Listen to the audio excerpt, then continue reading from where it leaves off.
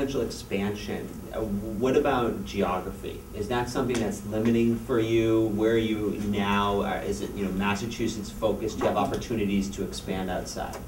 I started with 5 goals. Okay, I went to the SBA. What exactly are the customers looking for the hospitals? They gave me 5 goals: quality of service, schedule, cost control, business relations, and management of key personnel.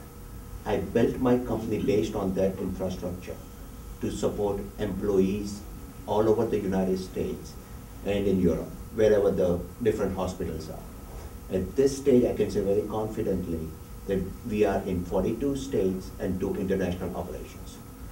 In order to create the infrastructure, it was not easy. What I ended up started doing was go through each and every position what we do in health information management, document it, job description, job qualifications and everything. Create a chart, what kind of people we want. Okay, it's not like getting the people and then put them in. It's just like, this is the situation. We need people who fit into this particular matrix, not the other way around. So we started doing that over a long period of time. And because of that, we were very successful with working with the entire Department of Defense hospitals all over the world.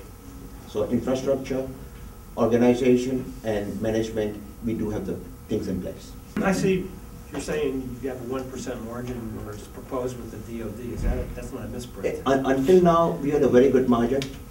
Okay, going forward with all the sequestration and cuts, like as he mentioned, a couple of my competitors are very big, large companies.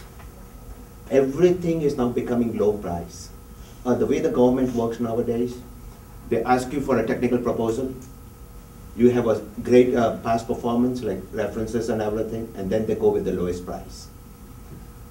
I have a competitor who has been backed by Northrop Grumman. There is no way I can compete on the price. They can absorb the loss. I cannot. Will local governments, the hospitals, be different than the DOD with respect to that? What happens is very clear. Excuse me. I started my company in 93, but I was doing more independent consulting or independent contracting. And as I was starting my company, initially I got one project and really focused on those 5 things only. So you kind of become blind, that if you continue focusing on these things, you don't look at anything outside. And that's what my biggest problem was. I became blind, only looking at those hospitals, those criteria. I never looked at anything outside, and that was my mistake. What are you looking at in terms of other markets besides hospice, and in addition to other markets where you can push these services? What are some products that you might be able to use that might complement what you're offering? I did look at it because we do work with a couple of companies where we use their products. But now, as we're getting more and more thinking outside the DoD, we are looking at products for release of information where we are working with a company, is to become more value-added reseller, okay, on the outside the DoD space.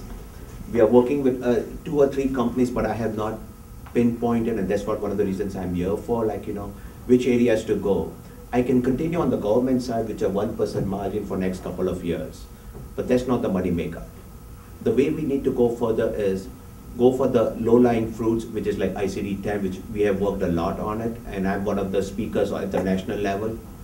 And then also working with a couple of companies too, and also working it out on a long term, small to medium size like community hospitals, like community clinics, and big managed group practices. What are the barriers for you, and how much research have you done to really developing business in those areas that you're talking about? Because while I see, there are barriers to working with the government and dealing with the sequester as an example, it seems like there would still be a lot of challenges in developing business from these other sources.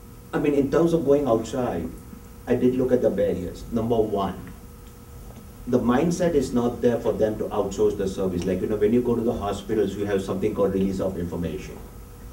The mindset is they've been doing it the same way with the Excel spreadsheet and paper-based documentation and all those things. We go to the CFOs and we tell them, right now you're spending X amount on release of information. We can totally automate this for X minus a certain percentage. The mindset for the hospitals is they've been doing that for so many years, they want to keep on doing it unless there's a need. Now the need has started coming in because of the new payment reform coming into the medical space, the revenues are going to go down. And one of the key things we focus on is your line item on your profit and loss. If you are paying X dollars, we will help you do it at X minus certain percentage. The barriers is to change the mindset, talking to them, okay? Because the first thing that you get from all these small to medium-sized hospitals, I've been doing this for 30 years. This is my job right from college. Why do I need to change? But now they're realizing it. The CFO, wait a minute. I was making 80 million. Now with the payment reform, I'm going to make 70 billion. I need to look at things differently. And that is to change the mindset.